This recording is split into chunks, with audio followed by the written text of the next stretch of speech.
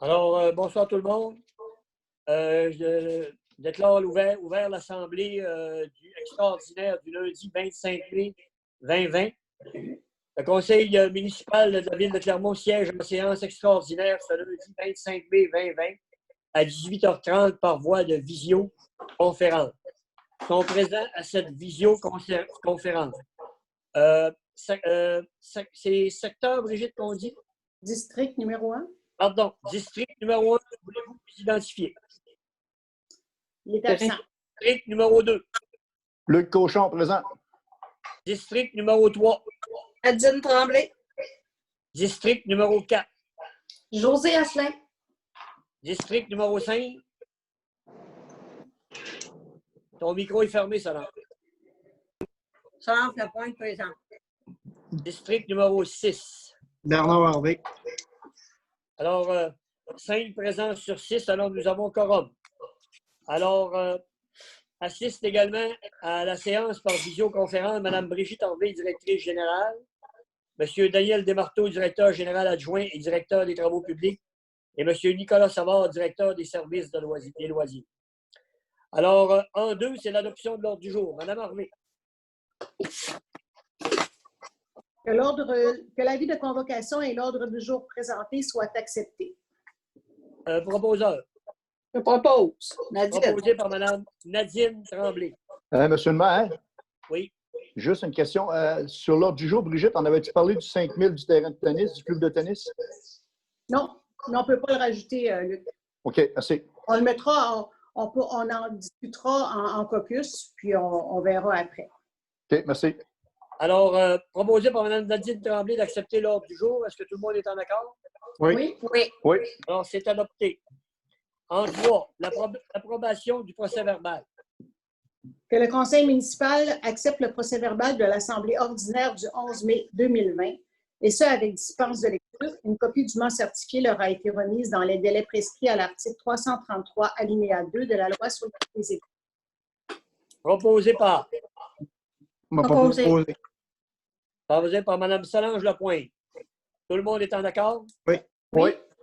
Alors, c'est adopté.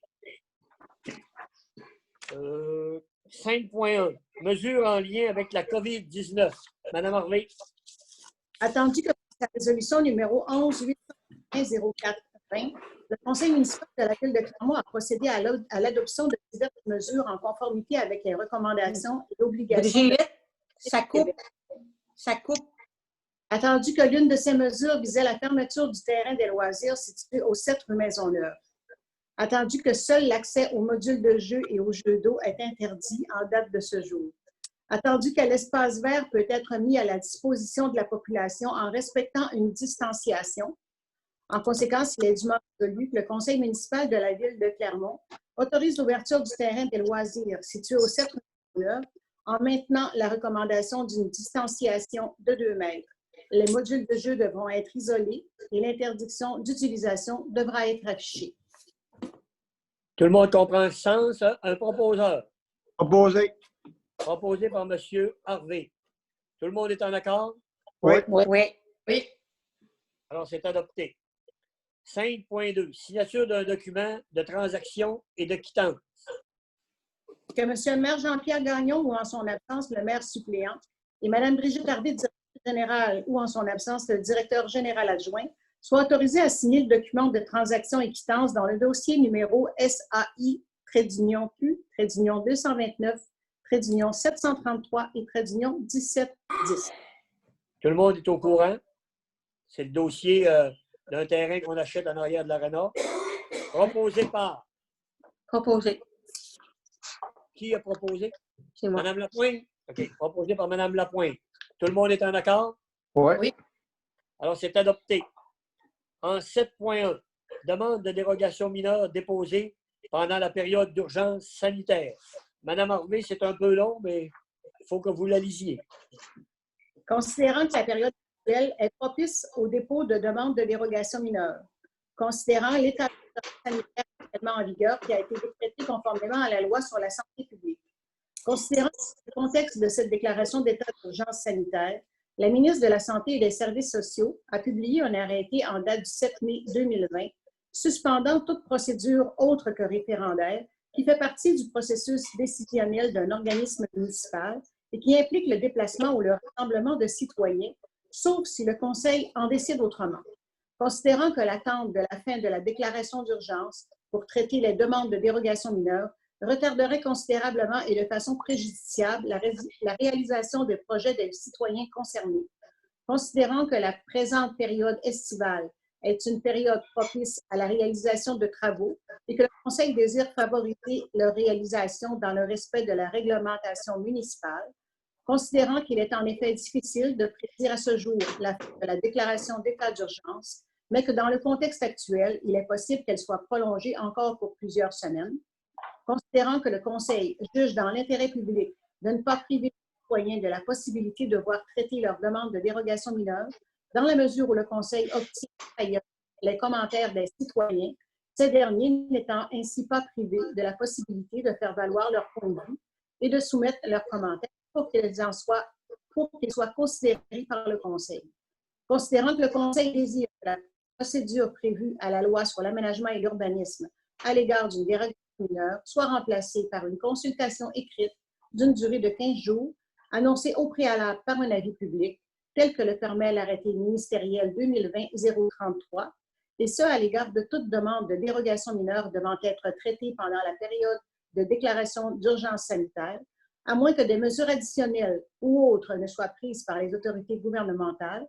En conséquence, il est dûment résolu que le préambule fasse partie intégrante de la présente résolution, que le Conseil municipal décide que les demandes de dérogation mineure déposées ou traitées pendant la déclaration d'état d'urgence ministérielle puissent être traitées une fois que la procédure prévue à l'arrêté ministériel 2020-033 ait été respectée, qu'un avis sera diffusé conformément à la façon usuelle de publier les avis municipaux, de même que sur le site Internet et la page Facebook de la municipalité, expliquant notamment la nature de la demande de dérogation mineure et sa portée, et invitant les gens à soumettre leurs commentaires écrits quant à cette demande de dérogation mineure, que les commentaires écrits quant à ces demandes pourront être transmis par courrier au bureau municipal à l'attention de Mme Brigitte Harvey, directrice générale, ou par courriel à cette dernière au plus tard 15 jours après la publication de cet avis, et qu'une fois le délai pour soumettre les commentaires expiré et que le Conseil municipal aura pris connaissance de ceci, une nouvelle résolution sera adoptée aux fins de statuer sur la demande de dérogation mineure.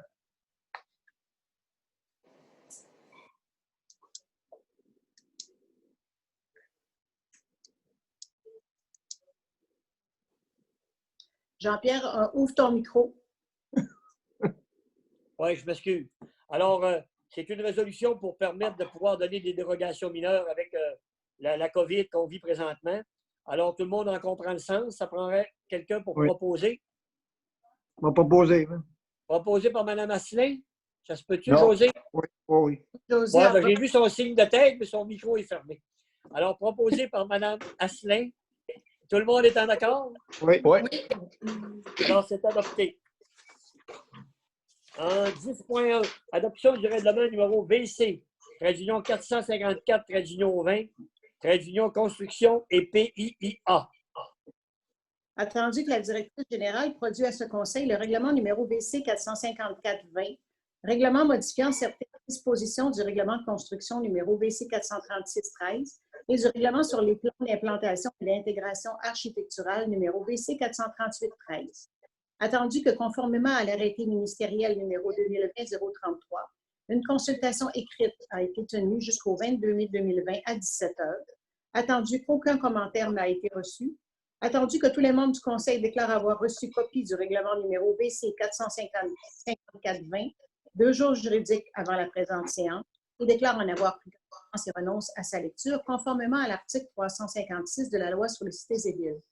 En conséquence, il est dûment résolu que le Conseil municipal de la Ville de Clermont adopte le règlement VC 454-20, règlement modifiant certaines dispositions du règlement de construction numéro VC 436-13 et du règlement sur les plans de construction et d'intégration architecturale numéro VC 438-13.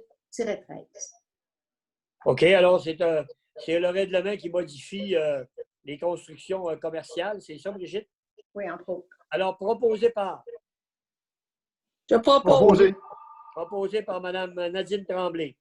Tout le monde est en accord? Oui. Oui. Oui. Adopté. C'est le règlement qui va être accepté demain à la MRC finale. C'est ça, Brigitte? C'est bien ça, oui. C'est bon. Alors, quelqu'un pourra lever l'Assemblée? Monsieur On le Cochon? veut ça, absolument, oui. C'est bon. Alors, lever l'Assemblée à 6h45.